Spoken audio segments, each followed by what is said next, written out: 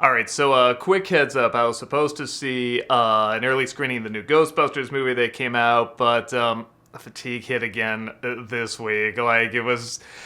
I'm seeing a specialist in April. I apologize, so I can't get onto a review show for you this week. However, I wanted to get you something, and like a lot of you, I've been crazy excited for X-Men 97, the reboot of the old X-Men 90s cartoon show. Huge fan. We've talked about it time and time again on this channel. We've talked to the creators of the show. I mean, just a huge fan. I mean, I got like fan art of like a bunch of the characters up there and everything, so I mean, just really super hyped to see this show. So I'm gonna do something I don't usually do. I'm gonna talk about the first 2 episodes. I'm gonna give a review of the first 2 episodes because yes, it's only the first 2 episodes. It's not an entire season, but it is something where there's so much hype around this, and I'm such a diehard X-Men fan. There's been a lot of excitement about how much they want to recreate the original feel and everything, that I feel like it's okay. I feel like that kind of justifies a quick little review here. Just a vlog style, just giving my thoughts, because again, I'm still recovering from a few things here with the fatigue and stuff like that, but I got enough energy and focus, give my thoughts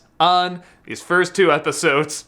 I love the hell out of it. I really loved the goddamn hell out of it. So I'll be honest, when I saw the teaser and the trailers for it, it looked good. I was excited for it, and everything I heard about it. You know, I've been talking to the Lee Walds who, you know, like, did the original show, and they were saying, man, they've just shown so much respect for the original show. They really want to make it like a continuation, but with some of that nice Disney money, you know, up it a little bit.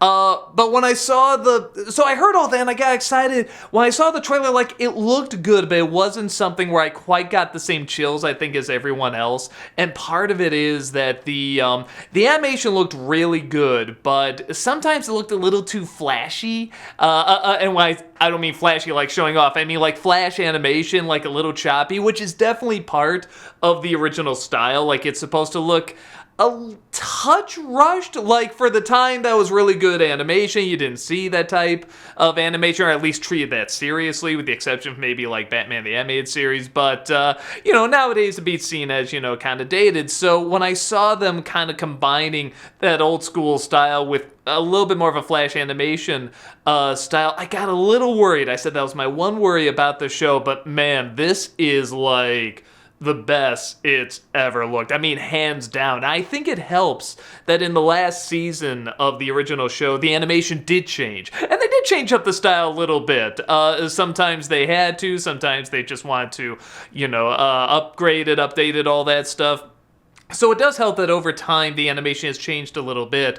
But man, they really make this like just an absolutely gorgeous looking show while still sticking true to the style of the original animation. Man, it makes me realize how much I miss that style, or at the very least how unique that style was in terms of like the coloring and the layout and the costumes and stuff like that. Because when I see it again come together with sort of the new technology and the updated animation, it is just so gorgeous to look at. But on top of that, it really feels like we're just continuing the adventures of the X-Men here. There's obviously going to be some things that stand out. The actors are going to sound a little older. That's time, and that's fine. That's something that, you know, is just going to be something that's a part of it. The replacement actors they got are really good. I mean, the dude who's playing Cyclops, I just swear that was the original actor. I mean, absolutely phenomenal. And the ideas being presented are something that I feel like the show would present and would tackle. And I think it's very smart that the show takes place, at the very least, several months after the last episode of X-Men. I think at some point they say last year Charles Xavier, you know, died and stuff like that. Spoiler, I think we're assuming you've seen the original show if you're watching this. But they say, you know, last year, but then somebody says, like, you know, it's been several months since, you know, Xavier passed away and stuff like that. So time has passed, and I think that's smart. I think it's smart to have a little bit of time, you know, occur in between, because again, the trailer was making it look like it was going to be right after all this happened. I'm glad it's not. So you can allow for some things to change, which I really dig. I love Storm's new haircut. Bishop is in the I love Bishop. I am a huge Bishop fan. So much it's a little weird they're not explaining why he's there. Every once in a while it's like, well, I see a bunch of different futures where stuff happens. This one I didn't see. And I'm just like, but why are you back there? I need more. But that's something that's probably going to be explained more down the line, because that's something else this show keeps that is so clever and so difficult to balance, is that something the show did, which I think a lot of us as kids really liked, was that they would shove a lot of information in your face. I mean, information would just go by really quickly, along with the emotions. And sometimes, especially for a young person watching, like a teen, preteen, and stuff like that, you're really getting sucked into that world, and it's setting up this world so well. And then sometimes it can kind of conflict with the emotions. Like sometimes the emotional moments will be pretty rushed. But this balances out really well so far for just the first 2 episodes. I really feel like the emotional moments, they're hitting, they're getting the impact they're supposed to. They're, once again, like I said, having these not only great action sequences that just look so, so wonderful. I mean, just like, I really can't praise the animation more. Even when you do get some of those choppier moments, like, it looks right. The only time where it doesn't, I find they switch out the opening every once in a while. They'll switch out certain clips in there, and you kind of see why. Certain characters are added, then it looks like some characters might even go away. I hope some characters don't go away, but we'll get to that in a bit.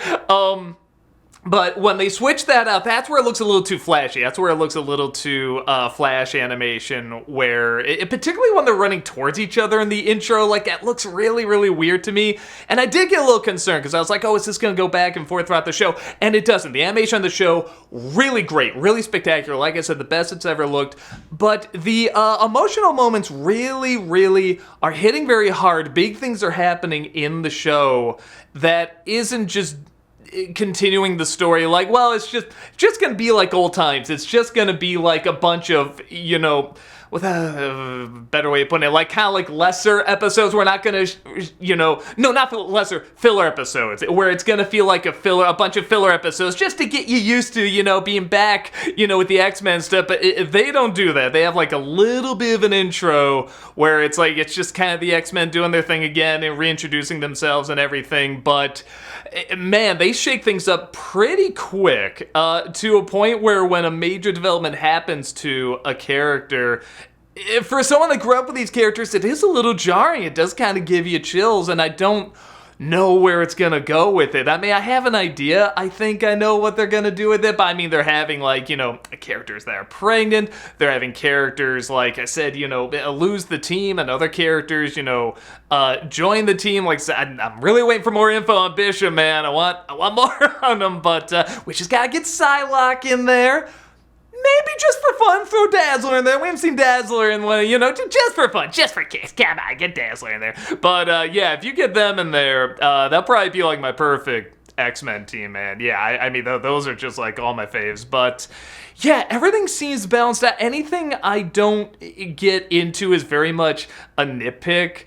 I don't like Magneto's new outfit. That I don't need the helmet. I get the idea of him, taking the helmet off, changing up the outfit. I just don't like the new outfit. But, that's pretty much a personal preference.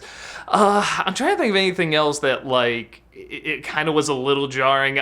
They have kind of another kid introduced. Again, they're kind of doing the Jubilee thing, which is funny because she comes on, it's like, yeah, I've been there and stuff. Like, so that's kind of funny. That's kind of fun. There might be a little bit of a romance going on there too, which is okay. Like I said, it's just a little familiar, and we don't know a ton about the kid yet. I'm assuming he's gonna stay there. Again, they throw so much at you in this show, and it sounds so weird, but it actually feels kind of comforting to return to all this info being thrown at you, but it's paced out in a way where you're taking it all in, and you're still getting sucked into the emotion and the story in the way that the original did, while also updating some things to it, where I feel like there's moments where he'll really hold on just the characters reaction, where I do feel like the original show might have cut away a couple times, or maybe not have the animation budget to really have, like maybe like the eyes twitch or a little teardrop or something like that. Just something to show a little bit more life in the characters. So they're mixing it up just enough, but at the same time, they're not losing that pacing. They're not losing... Nothing feels like it's being dwelled on too long. That's definitely not an issue in this show whatsoever. And I'm hoping that lasts. I'm hoping that balance really, really continues throughout the series. I'm trying to think if there was anything else. Like I said, I'd like to see Psylocke in there. I'm trying to think if there are any other like little tidbits where I'm like, that threw me off like a little bit. Really not much. There's... Every time something major happens, like... There's a development about Rogue that I'm kind of like, oh, well, where's that leading to? She maybe has a few to make comparisons to cats? That's a little weird. I remember everyone always remembers the line Jill gets nervous as, was a long-tailed cat, a room full of rocking chairs. Like, okay, yeah, it's a cute line, but there's something like 3 cat references she makes in a row, which is really weird. And it's during like a serious moment too, but... like I said, these are all like really, really just little nitpicks. And I feel like when, at the end of this last episode, it's not like, oh, there's one big to be continued. There's like 3 or 4 major things going on where you kind of go, wow, what's this all going to lead to? What's this going to amount to? And again, there's some info that just happens, I guess, in between seasons or in between the months since Charles passed that I'm like, I could use more info on that. They do talk about, Magneto's asteroid and everything, and I'm like, I need more than that. The same thing with Bishop. Like, I need more, but that's the thing. It is the first 2 episodes. We could get more as it goes on. We're obviously going to go more into the other X-Men backstories. I mean, there's just so damn many of these characters. So it is one of those things where I'm kind of hoping it doesn't go certain routes that I feel like they might be building up, or at least they're not going to stay a certain route, because in the original X-Men show, they were given these, marching orders that some characters, they can be in the X-Men, but they gotta be pushed to the side. That's why Beast was in prison and stuff like that. And they're doing something like that with one of the characters where I'm like, oh, but I really like this character. I don't want them to do that with this character, but that does show what an impact these characters have had. I'm hoping they don't stick too much to it. I don't think they're going to, but we'll have to see. We'll have to wait and see. I see this as a very strong start. I mean, really think about the shows that have premiered in the past that you've watched that have had like good first episodes. I know this is technically a continuation, but I mean, it's like years later, man. This is the first episode of a new series, of a reboot. Again, the animation's gonna look different. Some of the actors, are different and stuff like that. So it should be. Things should be updated a little bit, and this is just a strong start. I got like real chills like I was watching the original X-Men again. I got that same excitement watching the original, I did when I was watching the original, and everything just feels right. It feels like it's balancing out really, really well. Like I said, there's 1 or 2 things I feel like I could have explored more. There's every once in a while there's just, like I said, like a nitpick moment where I remember like Morph changes into Xavier walking around, and I'm thinking to myself, this dude just died, man. Like, even if it was just like a year ago, I mean, that's gotta be like traumatic for some people to see. There's some things like that. With that said, I like how Morph keeps changing into different X-Men as well. I think that's like kind of a clever way of does change into Psylocke, for a little bit. I kind of like that. I like you're still getting a little bit of the X-Men that you're not able to see right now in there, and I think that's very, very clever. With that said, again, would like to see actual Psylocke in there, but I'm being way too complain. I'm being way too much a fan instead of a critic. But I like this show did that. I like this show kind of lower my defenses as a critic, and it makes me a fan again. That's what I want from a show like this. I said I respect and love Batman, the animated series, more, because they did take their time more, but man, when I think about just being a 90s kid and just like taking in something that just has a whole bunch of info, a whole bunch of character, a whole bunch of story, a whole bunch of excitement, just get your adrenaline running. You're just excited to watch this show. I think of X-Men. Batman is the show I want to watch when I'm like, man, I want to be like challenged. I want to be intrigued. When I want to watch something exciting, I want to watch something fun, but it does it so well, and it still has those elements of challenging you in there as well. I think of the X-Men. That is just the adrenaline, energized, hyperactive, loud, colorful, but still smart and poignant show that I think of. And it's great to have it back so far. I hope it keeps the momentum going. I hope it keeps the speed going. I'm very excited to see more. With that said, what'd y'all think? Did you enjoy it? Did you think it came through, it lived up to the hype? Or do you feel like, nah, I can't capture the magic of the original? Maybe you didn't even like the original. Or do you feel like it's somewhere in between where some things really work, other things really don't? I'd love to know your thoughts, but yeah, I'm crazy excited to see more, man. That's about it, and I'll see you next time. Take care.